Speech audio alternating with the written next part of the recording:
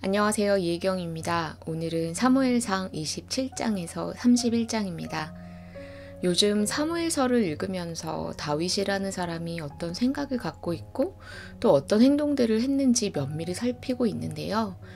읽으면 읽을수록 이 다윗은 내가 범접할 수 없는 수준의 인물이구나 이런 생각이 들어요. 하나님의 기름 부은 자에게 자기가 손을 댈 수 없다고 해서 사울왕을 죽일 기회가 있었지만 죽이지 않았고, 또 자기 아들이 왕위를 노리고 자기 자리를 빼앗았을 때도 반역한 아들을 죽이거나 어떤 조치를 하지 않고 자기가 피해버립니다. 그런데 오늘 말씀 역시 다윗은 정말 결이 다른 사람이라는 것을 드러내주고 자꾸 제 자신을 비춰보고 돌아보게 만드는 말씀이었습니다. 사무엘상 30장 23절에서 25절입니다. 다윗과 함께 갔던 자 중에 악한 자와 비류들이 다 가로되 그들이 우리와 함께 가지 아니하였은즉 우리가 도로 찾은 물건은 무엇이든지 그들에게 주지 말고 각 사람의 처자만 주어서 데리고 떠나가게 하라 하는지라.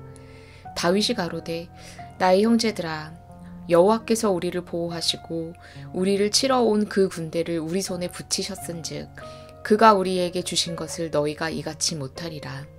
이 일에 누가 너희를 듣겠느냐? 전장에 내려갔던 자의 분깃이나 소유물 곁에 머물렀던 자의 분깃이 일반일지니 같이 분배할 것이니라 하고. 아말렉 사람들이 다윗의 마을을 초토화시키고 부인들과 자녀들을 모두 포로로 잡아가는 사건이 벌어졌습니다. 다윗은 부하 600명을 데리고 침입자들을 쫓아갑니다. 그런데 중간에 200명이 가다가 너무 지쳐서 목적지에 가지 못하고 낙오를 합니다. 다윗은 나머지 400명만 데리고 전투에 참가하고 아멜렉 사람들을 모두 쓸어버리고 승리합니다. 결국 포로로 붙잡혀갔던 모든 사람들을 데리고 오고 또 전리품도 가져옵니다. 전리품이 들어왔으니까 나눠야 되겠죠? 여기서 다윗이 우리와 결이 다른 사람이라는 것이 또 드러납니다. 전쟁에 나섰던 사람들 중 일부가 낙오되었던 나머지 200명은 한 일이 없으니 이 전리품을 나누어 줄 수 없다. 이렇게 이야기를 한 겁니다. 이성적이죠. 굉장히 맞는 얘기고요.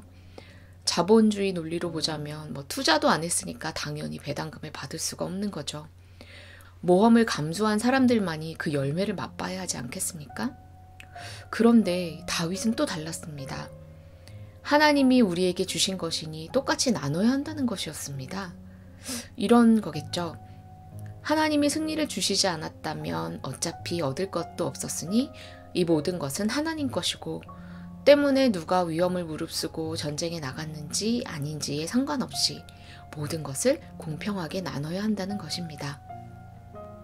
다윗은 이것을 이스라엘의 규정으로 삼았고 오늘까지 지켜지고 있다고 성경에 나와 있습니다.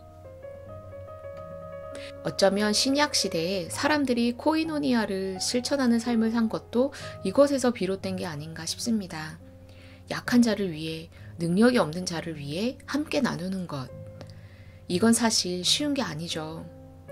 회사나 교회 체육대회 같은 거 할 때도 대표로 나가서 게임한 선수들과 나가지 못한 팀원들이 있을 텐데 1등 상금을 받았을 때 주저하지 않고 n분의 1로 나누는 것.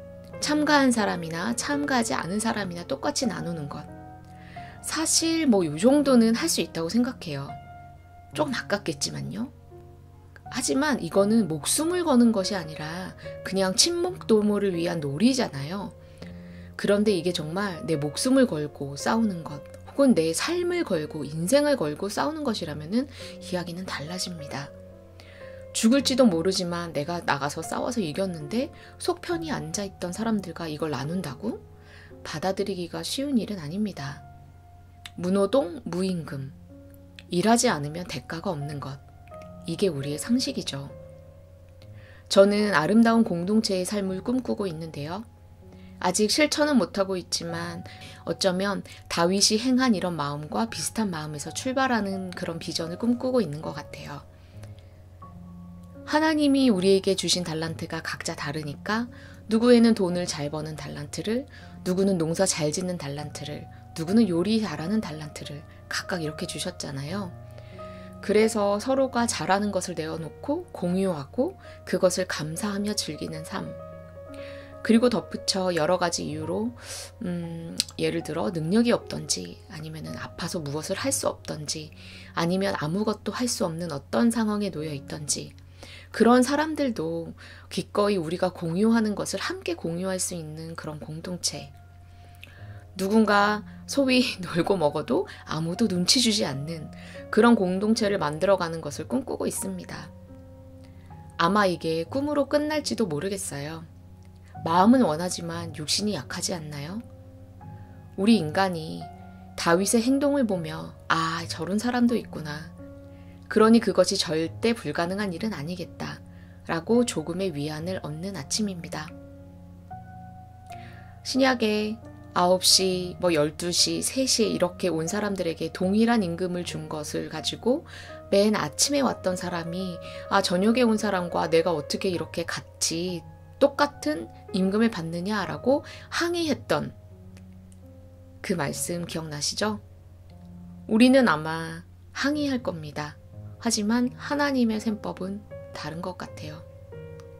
그 간극을 줄여나가기 위해 열심히 살아가는 그런 하루가 되시길 바랍니다.